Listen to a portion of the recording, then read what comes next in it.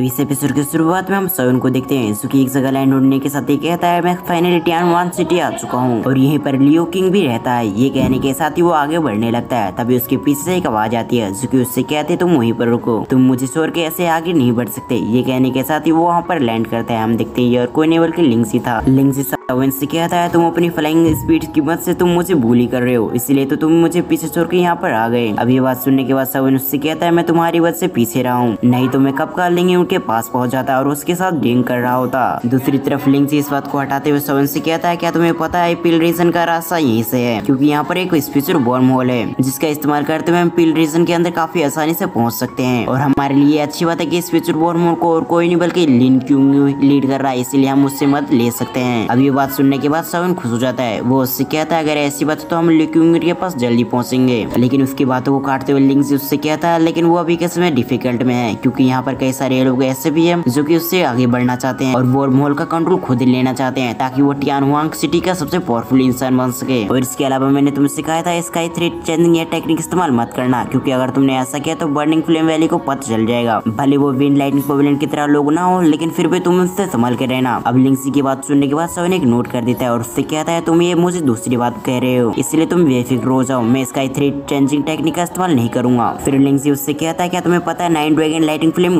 Burning flame valley के पास है। अब यह सुनने के बाद सवन उससे कहता है ये मुझे पता है और तुमसे बातें करने के बाद मुझे समझ में आ चुका है कि इस सिटी के बारे में तुम्हें काफी कुछ पता है। अब ये सुनने के बाद लिंगजी एटीट्यूड में आ चुका था और उससे कहता है बिल्कुल, मुझे यहाँ की हर चीज के बारे में काफी अच्छे से पता है। तभी हम सवन के आगे के लोगों को देखते हैं जो कि आपस में बात कर रहे थे कि चैन फैमिली लियो किंग फैमिली से वर्म होल छीनना चाहती है और इसीलिए वो इसके लिए ट्रबल खड़े कर रही है। अभी सुनने के बाद लिंगजी और सवन एक दूसरे की तरफ देखने लगते हैं। सीन शिफ्ट कर लियो फैमिली के अंदर देखते हैं जहाँ पर एक एल्केमिस्ट खड़ा हुआ था। वो वहाँ पर आने के साथ ही कहता है मुझे हाई लेवल एल्केमिस्ट चाहिए, क्योंकि बर्निंग फ्लेम वैली के चीफ को ये एल्केमिस्ट चाहिए ताकि वो एक हाई ग्रेड के पिल को रिफाइन कर सके। और चैन और लियो फैमिली के अंदर जो भी मुझे एल्केमिस्ट देगा और उसी की फैमिली अगले 3 साल तक वर्म होल को कंट्रोल करेगी। अब ये बात सुनने के बाद चैन फैमिली काफी खुश हो चुकी थी। चैन फैमिली एक व्यक्ति से मिलाते हुए इससे कहता है ये एक हाई ग्रेड का एल्केमिस्ट है, इससे ऐसा यहाँ पर कोई भी नहीं, इसलिए मैं चाहता हूँ कि वर्म होल का अगले 3 साल तक कॉन्ट्रैक्ट हमें दीजिए। अब ये बात सुनने के बाद वो एल्केमिस्ट भी काफी खुश हो चुका था। चैन फैमिली के हेड कहते हैं इनका नाम मास्टर चेंचुई है और ये एक टॉप ग्रेड के एल्केमिस्ट है। ये कहने के साथ ही उनकी तरफ इशारा करता है और इस एल्केमिस्ट को ढूंढने में हमने काफी मेहनत की है, इसलिए मैं चाहता हूँ कि अगले 3 साल का कॉन्ट्रैक्ट हमें दीजिए। दूसरी तरफ हम लुई फे को देखते हैं जो कि काफी गुस्से में आ चुकी थी। वो कुछ कहने वाली थी, उस समय लुई क्यूंग उसे चुप करवा देता है और सामने आने के साथ ही वो साइलर को ग्रीट करने के साथ ही उससे कहता है हमें कुछ टाइम दीजिए, क्योंकि एक 6 ग्रेड के एल्केमिस्ट को ढूंढना हमारे लिए काफी डिफिकल्ट है, इसलिए आप प्लीज हमारी परेशानी को समझिए। दूसरी तरफ सभी चैन फैमिली के हेड वहाँ पर आने के साथ ही कहते हैं टाइम हमारे पास बिल्कुल नहीं है। आपने जैसा कहा कि आपके वेले के चीफ को एक एल्केमिस्ट की जरूरत है और काफी मुश्किल से हमने एक एल्केमिस्ट को ढूंढना है। अगर आप इस एल्केमिस्ट को लेकर जल्द से जल्द वापस नहीं लौटेंगे तो आपके वेली चीफ काफी नाराज होंगे।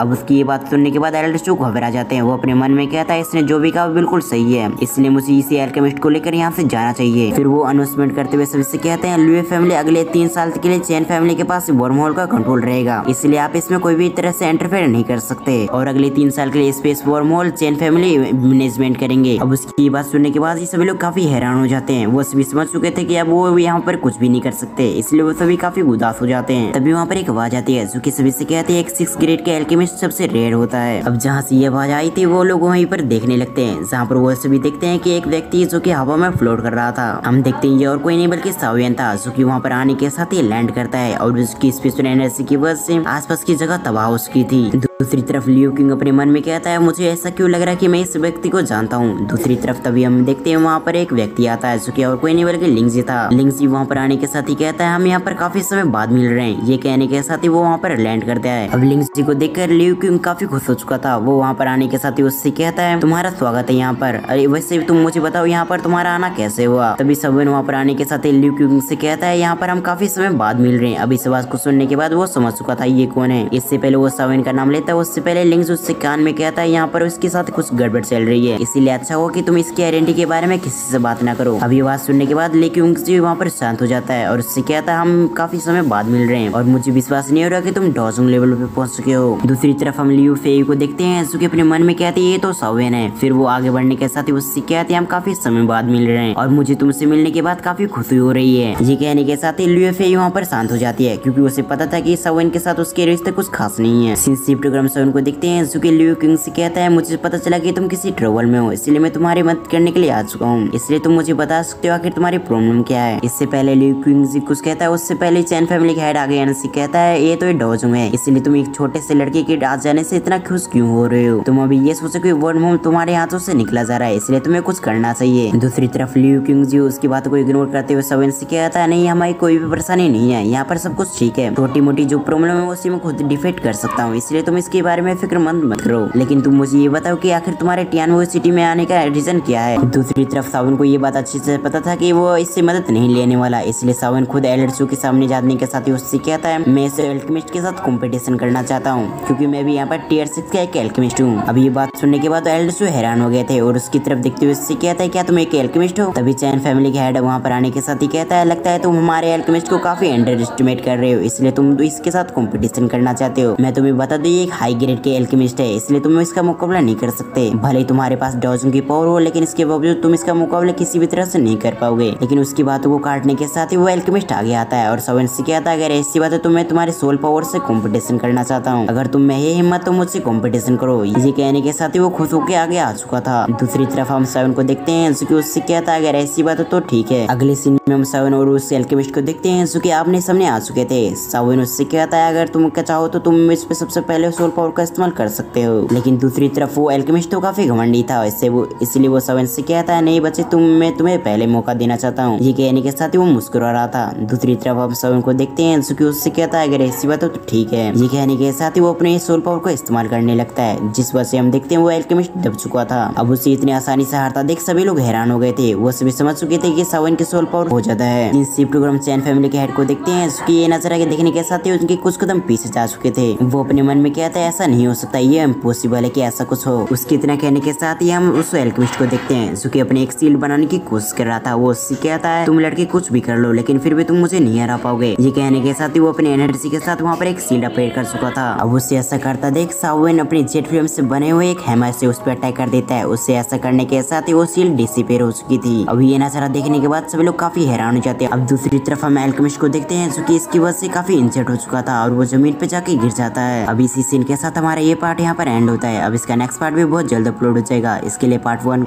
अभी इसके अगले पार्ट को देखने के लिए आप फटाफट वीडियो को लाइक करके चैनल को सब्सक्राइब कर लें। इसके साथ ही बेल आइकन को ऑल पर प्रेस करना ना भूलें। तो फिर मैं मिलता हूं किसी और वीडियो में, जब तक के लिए थैंक्स फॉर वॉचिंग।